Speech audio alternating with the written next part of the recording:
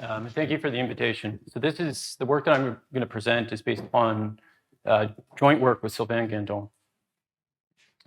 So as we know, vaccines are powerful public health tools, and one of their key advantages is that they're generally evolutionarily robust.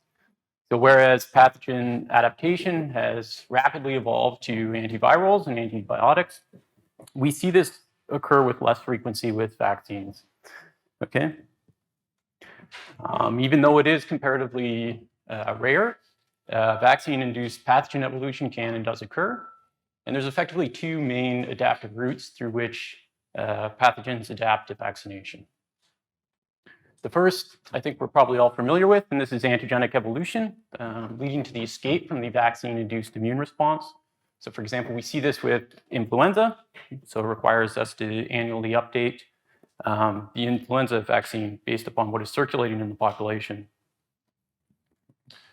The other adaptive route that pathogens can take in response to vaccination is life history evolution, and this occurs in particular when vaccines are imperfect. So just because you're vaccinated doesn't mean that you can't become infected. So when this circumstances occurs, the pathogen effectively experiences two selective environments: selective environment of unvaccinated hosts and the selected environment of vaccinated hosts. And so whereas you might have a situation in which the pathogen's life history traits are optimized to maximize its fitness in an unvaccinated population, once we start vaccinating, right, we put this additional selective pressures on the pathogens. And one way in which the pathogen responds to ameliorate these fitness losses is by adjusting its virulence in transmission. And we see this with, it seems to be occurring with pertussis and also Marek's disease, which is a disease infecting chickens. Okay. Both these adaptive routes have been well studied in isolation, but what we were particularly interested in is how they would jointly evolve in response to vaccination. So when you have both of these mutations potentially segregating within the population simultaneously, and what we were particularly interested in is how the different protections that are offered by vaccines to the individual can shape this evolutionary process. Okay. So to answer this, we used the mathematical model, and surprisingly, there's basically two levels to this mathematical model that we considered. There is an epidemiological level that describes the epidemiological dynamics, and then layered over top of this is an evolutionary model. So for the epidemiological model, we considered a straightforward SIR model. So individuals enter this population at a fixed rate. A fraction of these are vaccinated. Okay. Transmission of the pathogen occurs through mass action with rate constant beta. Individuals are removed from the population through emigration, mortality, and infected individuals can die at a higher rate due to virulence mortality, which is controlled by this parameter alpha. Additionally, individuals can recover from the infection, and we just assumed lifelong immunity for simplicity. Okay. Now, as I mentioned, what we were particularly interested in the role of vaccine protections, and this is to tie this work in with previous results, and we focused upon four vaccine protections in particular. The first vaccine protection is the capacity of vaccines to block infection. So if you are vaccinated, you're less likely to actually contract the infection. I think we're all familiar with this protection. The second is the capacity for the vaccinated individuals to transmit at a lower rate. Okay, and we see this, for example, with the COVID vaccines. So individuals that are vaccinated against COVID can become infected, but once infected, they transmit at a lower rate. The third protection that we considered was the capacity of vaccines to reduce the virulence-related mortality. And one way you could think about this would be, for example, preventing infected individuals from transitioning to a more severe form of the illness. And this is also seen with in the case of COVID. The final qualitative effect of vaccines that they can have is that they can increase the clearance rate in vaccinated individuals. So there's a shorter duration of carriage of the infection, and this could be, for example, through the immobilization of a T cell response. So you become infected, but you're able to respond more effectively to the actual infection. Okay, so then layered over this epidemiological model was the evolutionary model. We took sort of a pop-gen approach. We're considering basically pathogen strains that consists of two loci, an escape loci and a virulence loci. So at the escape loci, there's two alleles, allele E, which allows strains carrying allele E to reduce the vaccine protections, and we have basically a tunable parameter in our model that allows us to reduce the level of vaccine protections that these strains experience, from no protection to complete protection. And the other allele at this loci is allele N, which just corresponds to no escape. At the virulence loci, again, there's two alleles, allele V, which corresponds to higher virulence, and allele A, which corresponds to lower virulence. And we assume that higher virulence is associated with higher transmissibility, right? And this is sort of in keeping with the canonical virulence transmission trade-off, where we would expect, or there's reason to believe that there would be a relationship, an increasing relationship between virulence and transmission that's mediated through the pathogen's replication rate within the host. And we do see this in a variety of pathogens. Okay. If we were just going to consider both of these adaptive routes of the pathogen independently, so sort of focusing upon the single locus dynamics, there's basically two forces that are going to affect these dynamics, the allele dynamics, and that is mutation, which I assume to be unbiased, and selection. So the selective coefficients in this case are just SE and SV. Now the key thing to keep in mind here is that these selection coefficients are the difference in per capita growth rate between a strain with the mutant allele at the loci of interest and the wild type strain. The wild type strain in this case is strain NA, which has neither adaptation to vaccination. Further, the other point to keep in mind is these per capita growth rates are not constant, right? They're going to be determined by the epidemiological dynamics, and so they'll be varying through time dependent upon what is happening during the course of the epidemic. And we could just write down a system of equations corresponding to these forces operating on the independent adaptation. So this would be correspond to a situation in which there is no joint segregation of the two mutations within the population, right? So evolution is just occurring effectively independently at either loci. Of course, as I mentioned, what we are particularly interested in is sort of the joint evolutionary dynamics. And there's basically two additional factors that we have to take into consideration when considering the joint evolutionary dynamics, and that is recombination. So we allow for the possibility that during co-infection, there is the exchange of genetic material between strains. And then the other factor to take into consideration, which is especially relevant for this talk, is the epistasis, right? And epistasis is just a genetic interaction between the loci that affects the fitness and is defined in terms of this additive difference in the per capita growth rates in our model, primarily because our model is a continuous time model, okay?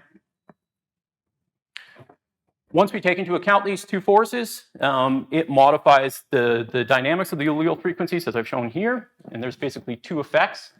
The first effect is the indirect additive selection effect, okay? And so this occurs when there is linkage disequilibrium between the escape allele and the virulence allele, okay? So then if there is linkage disequilibrium or non-random associations between these two alleles, selection at one loci can affect the dynamics or the allelic dynamics at the other loci. And the second force that's operating once we consider this multilocus model is the effect of epistatic selection, okay? And epistatic selection can be understood in terms of the sign of epistasis. So if epistasis is positive, alleles E and V will be more likely to be favored in combination. If it's negative, they will be less likely to be favored in combination. And so if they're more likely to be favored in combination, the allelic frequencies will increase.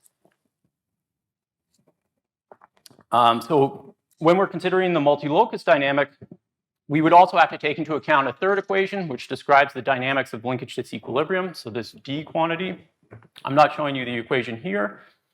The key points are that in this model, if we start from a state in which the population is in linkage equilibrium, so D is 0, the only thing that's capable of generating these non-random associations between alleles is epistasis.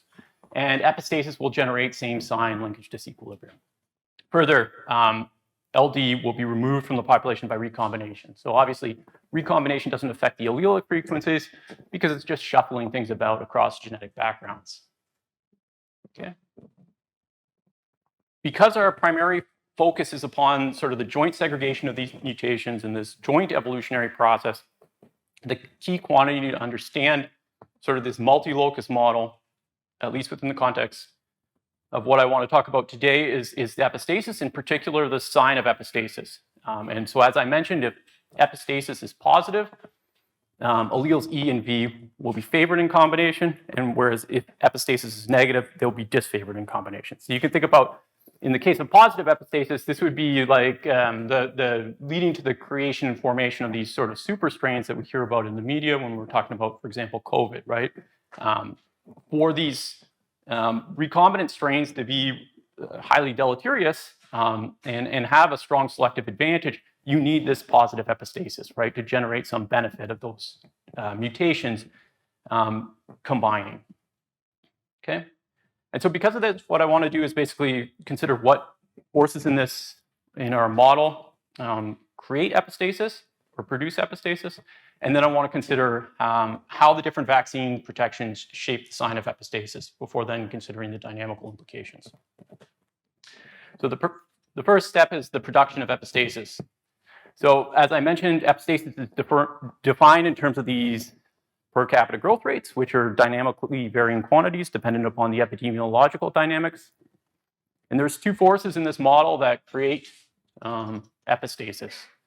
So the first force is population structure. So the per capita growth rate, as I mentioned in the introduction, the per capita growth rate of these pathogen strains is essentially the average across the two selective environments the pathogen experiences, where this average is computed using the weights or the fraction of an infection of a given genetic composition that would be found in either unvaccinated or vaccinated hosts, right?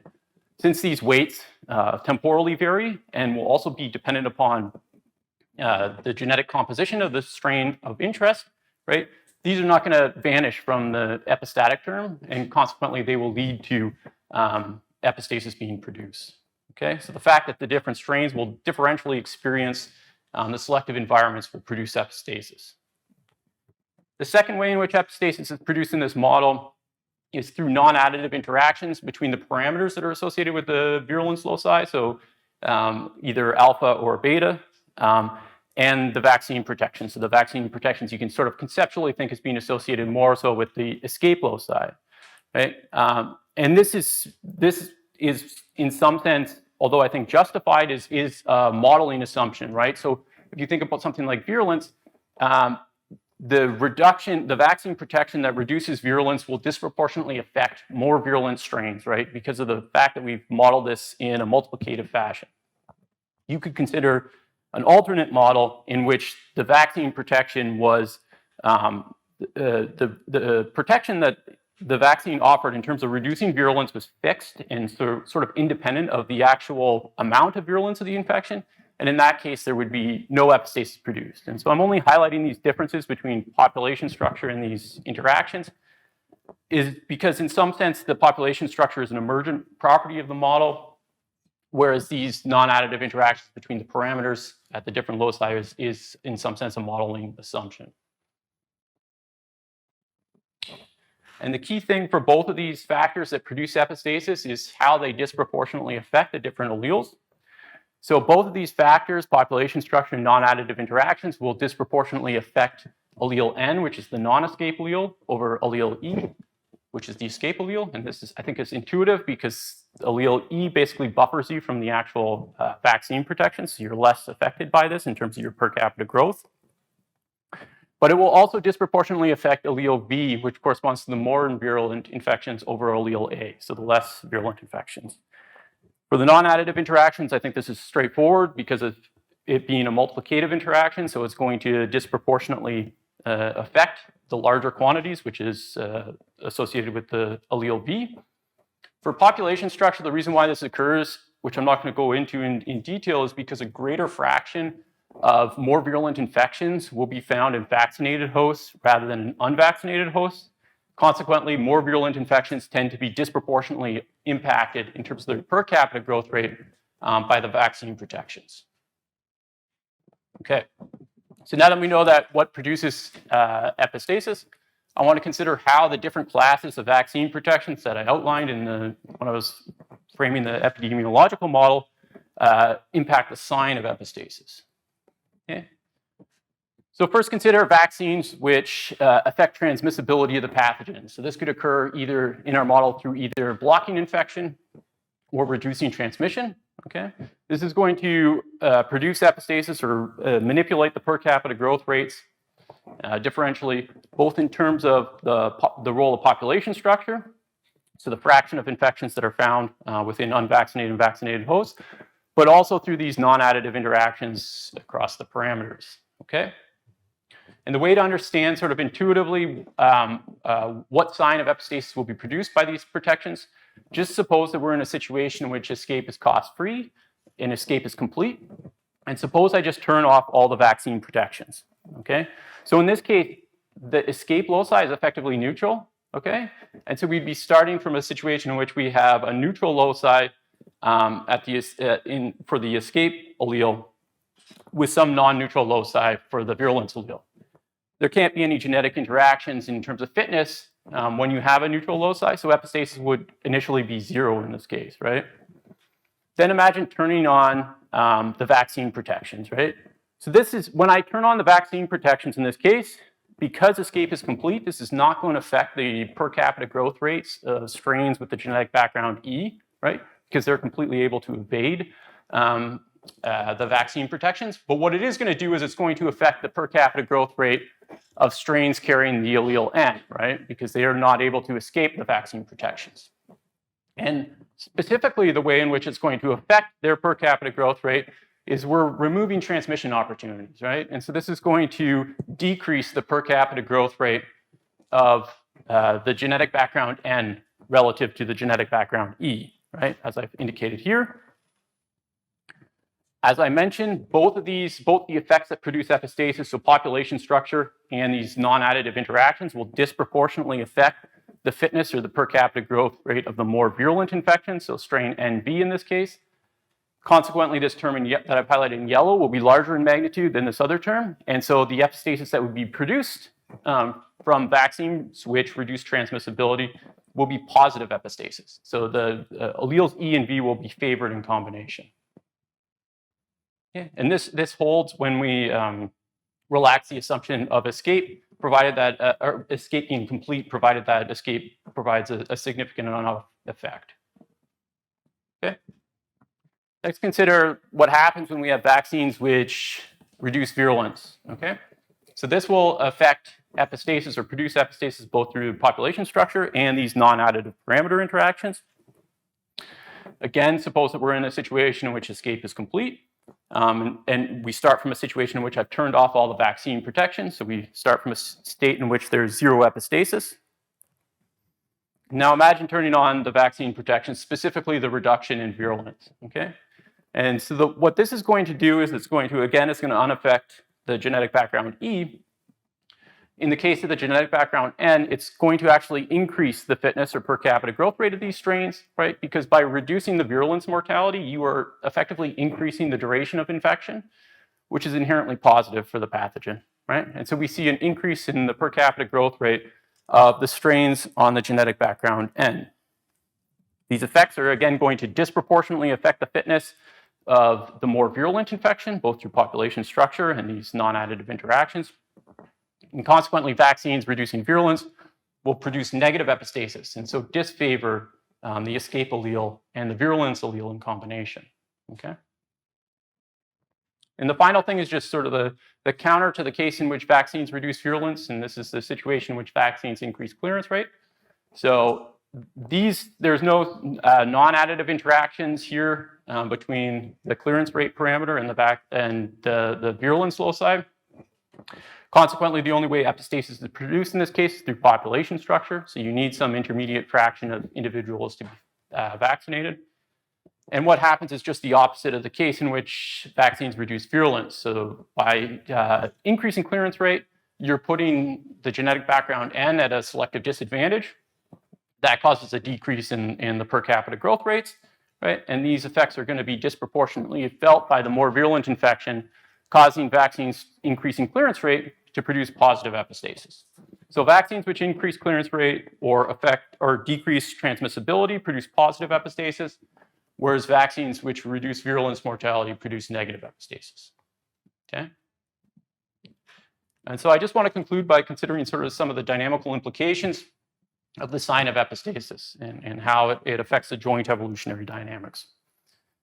So the first case is for negative epistasis, and so this occurs when vaccines reduce virulence. And I'm going to show you similar sort of style plots. So I'm just going to explain in detail what these plots are showing. So along the z-axis is the amount of linkage disequilibrium in the population. Along the x and y-axis are the frequencies of the different alleles. So allele B, which corresponds to the more virulent infections, and allele E, which corresponds to the more evasive infections. The colored circles, as they're labeled, indicate the state in which the indicated strain is at fixation within the population. And then for these simulations, what I'm doing is each of these plots will be showing you 100 simulation results. And the way in which I generate the parameter sets for these simulation results is that I restrict the vaccine protections to those indicated. So I produce the sign of epistasis that I'm interested in. But I also assume that I will only accept these parameter sets for which both adaptations are selectively advantageous starting from the wild type equilibrium, right? So there is, if you were just focused upon a single locus model, either one of these traits would go to fixation in the absence of consideration of sort of the joint evolutionary process, okay? And then we start these simulations from the wild type equilibrium. Mutation generates genetic variation that's acted upon by selection, okay? So starting from the wild type equilibrium, so first I want to juxtapose for negative epistasis the situation in which there's no recombination to consider the implications of recombination, okay? And so we're starting from the wild type equilibrium, which is the black circle marked NA, okay? And so in this population, there's no recombination. And so what happens in this case, because epistasis is negative, the double mutant, so strain EV, the strain which is more evasive and more virulent, is selectively disfavored, whereas the two strains that possess the single adaptation, so strain NV and strain EA, are selectively favored. And so they will increase in frequency in the population, right, replacing the wild type. Eventually what happens is the population will converge to this dashed black curve. And this dashed black curve is represents the state in which the wild type has been eliminated from the population. So the two adaptations are in direct competition with one another. And linkage disequilibrium is maximized and negative given the genetic composition of the population. At this point, whichever adaptation is more strongly selectively favored will go to fixation. So we have a situation in which whichever adaptation is competitively superior ultimately wins out.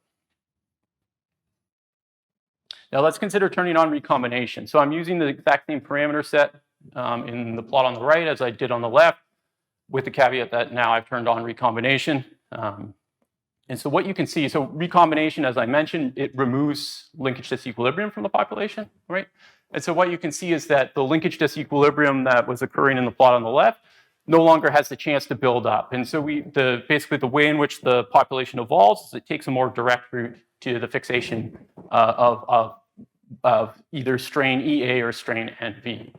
But more importantly, so the trajectories that I'm showing you are color-coded in the plot on the right, are color-coded based upon what went to fixation in the plot on the left. And so you can see that some of the cyan-colored trajectories, so situations in which the strain EA would have gone to fixation in the plot on the left, in the presence of recombination, strain NV goes to fixation. And the reason why this occurs is because if you imagine the population was in the vicinity of the strain NV equilibrium, right? And it is competitively inferior to the escape equilibrium or the escape adaptation. The only way, because the double mutant and the wild type are both selectively disfavored, right? The only way for the population to transition from the strain NV equilibrium to the strain EA equilibrium is essentially along the neighborhood of this dashed black curve, right? Along that dashed black curve, linkage disequilibrium will be maximized in the population, right? Because recombination is acting to remove linkage disequilibrium, the population becomes effectively trapped at a competitively inferior state, okay? And so what this illustrates here is that there is basically recombination creates this priority in this circumstance that favors whichever trait emerges or is more strongly affected from the wild type equilibrium even if it is competitively inferior in the long term.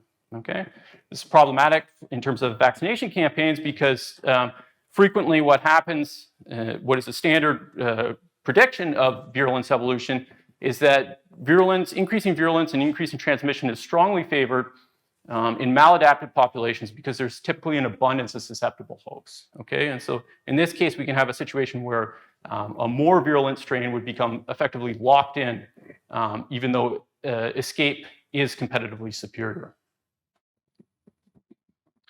The second thing that I wanted to consider is dynamical implications of positive epistasis, which occurs when vaccines reduce transmission, block infection, and increase clearance. Here, I just want to juxtapose, rather than focusing upon recombination, I want to focus upon the difference between starting a population with no genetic variation present initially from the wild type equilibrium and having a low amount of genetic variation present initially. So in the case of no genetic variation present initially, what you can see happen here, at least for this parameter set, is that either the double mutant goes to fixation, and when it does so, there's a significant amount of positive LD present. So we have the more virulent and more evasive strain is disproportionately observed in the population from what we would expect, or just the escape. So strain EA goes to fixation. Okay, and the reason why it doesn't always end up at the double mutant strain is because even though we have both these adaptations selectively favored initially, right? The selection coefficients are dynamically varying. And so as the sort of the evolutionary dynamics unfolds, you can have the virulence allele become selectively disfavored. Now, instead, imagine a situation in which we have a small amount of genetic variation present initially. And at least in this example, what I've got is that I have all the strains other than the wild type initially present at equal but low frequencies, okay? I'm using the exact same parameter set in the plot on the right as I was on the left.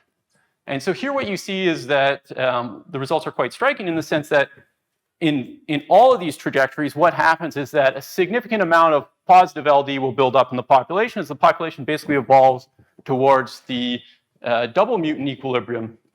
Before, in the case of these cyan trajectories, what happens is once the escape allele has essentially reached fixation, right, then there is selection that disfavors the virulence allele, okay? Obviously, in terms of vaccines, this is problematic because the worst possible public health outcome is a scenario in which you have both more evasive and more virulent strains present, right? In this circumstance, this sort of initial genetic variation can lead to, at least transiently, the disproportionate buildup of these more evasive, more virulent strains, even though in the long term, the virulence allele is actually disfavored, okay? And so I'm framing this in terms of the initial genetic variation, but you could also view this as even though I'm using a deterministic model, as in the case of positive LD, we have a substantial effect of the sensitivity of the population to stochasticity or drift in the vicinity of this wild type equilibrium. This is something that we wouldn't see in the case of the negative epistasis. Okay, so just to summarize, so what we wanted to do was we wanted to understand sort of the joint evolutionary dynamics of vaccine escape and this life history evolution, specifically virulence and transmission. We show that these dynamics are shaped when they're both jointly evolving by epistasis and specifically the sign of epistasis. And moreover, the sign of epistasis is contingent upon the different vaccine protections. So roughly speaking, whichever of these vaccine protections is larger will have a more significant contributing effect to the actual sign of epistasis. And I received funding from NSERC and the University of Bern, and this paper is now in press. Thank you.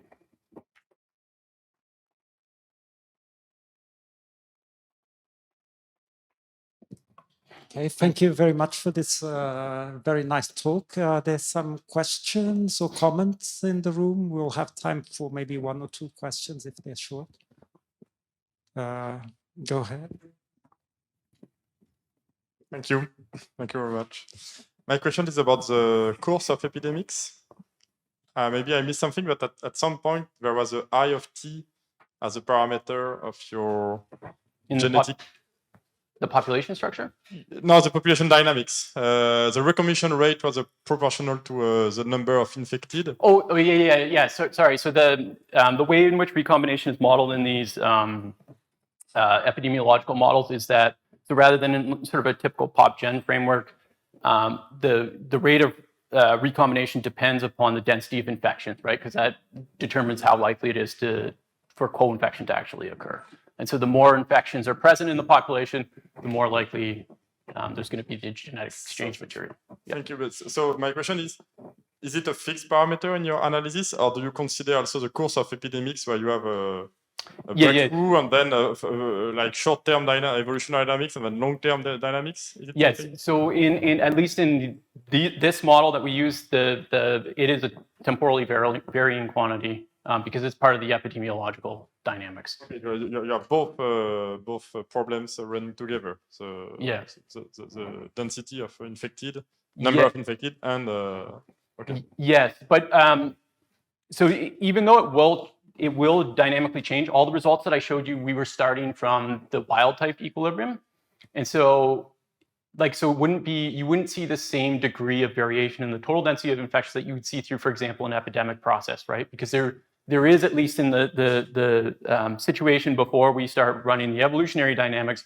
we do have a substantial number of infections that are built up in the population. Okay. Thank you.